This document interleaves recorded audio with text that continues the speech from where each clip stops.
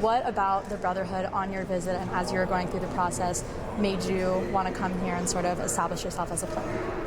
Really, it was just the word you just used, the brotherhood, where, just coming here and seeing how together they were, everything they did. Kids were at the coach's house. The coaches always calling their, the parents, letting them know that the kids are good. That's just somewhere I would have wanted to been if, I was going home away from my parents and my parents being able to have, reassurance that their child is good. So that's something that played a huge role in just that brotherhood where knowing how together everything was here. Coming into a team like this, obviously coming into a lot of pressure, have you been able to handle that and sort of how are you yourself grounded as the practices gets going and as the season is approaching?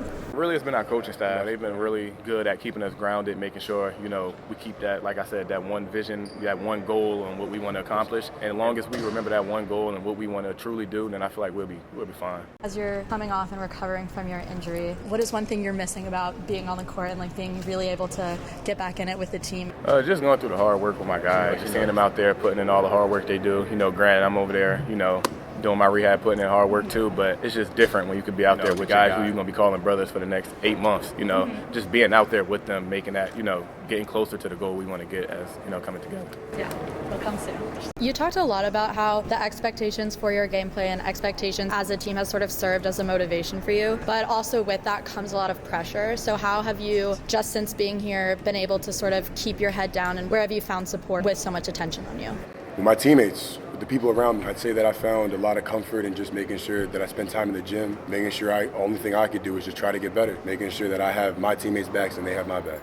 Jeremy, a lot of people are talking about how you're being a leader for this team, how you're kind of influencing these young guys, as a veteran. I want to know for you, though, who's had the biggest influence on you in your basketball career?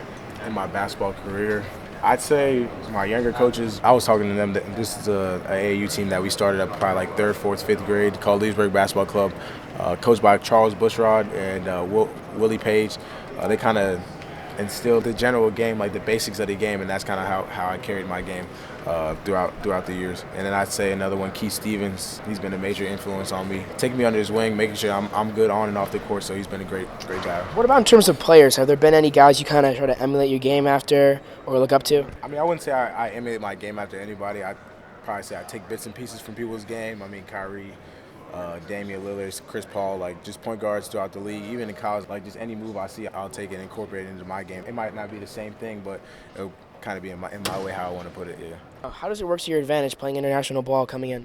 Yeah, I think definitely defensively. I think, just dogging the ball full court, just being able to communicate at all aspects of the game, and then just the pace of the game. I think that's a big thing that we have in Australia. That's what we're known for, just pushing the ball offensively and, getting back on defense. You guys this year have a really young coaching staff, especially with someone like Emile Jefferson, who's just about 5 years older than you and a bunch of the other grad transfers. How has this close-knit team and its staff sort of create unique perspectives and ways to connect with you guys in the team? It's funny, on the dinner part of my visit, we were sitting there, and I felt like I was at a cafeteria lunch table, however you say that. I was like, wow, these guys feel like friends. I feel like I'm friends with them right now. That different way of coaching kind of intrigued me.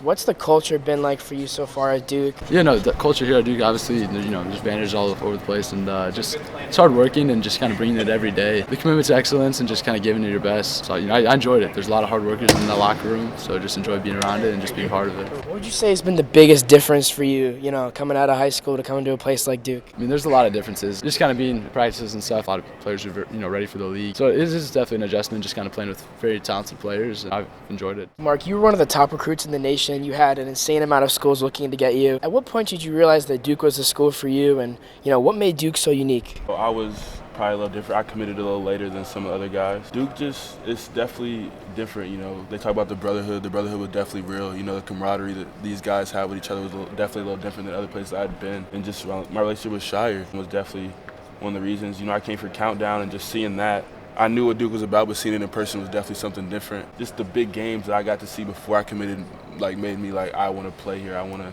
experience that. So that was definitely some reasons why. How has having a big basketball family kind of made you a good basketball player? Basketball just kind of runs in my family's bloodline. My mom played D1, my dad played D2. So my older brothers played as well, but being able to play with my twin growing up, it was a lot of fun. I always had these big dreams and aspirations of playing at the highest level, and I didn't really think I'd get there until I started getting to my high school years. So I just loved the game, and I just kept playing it for fun. Spencer, first of all, you're a really hard worker, undersized and overlooked a lot.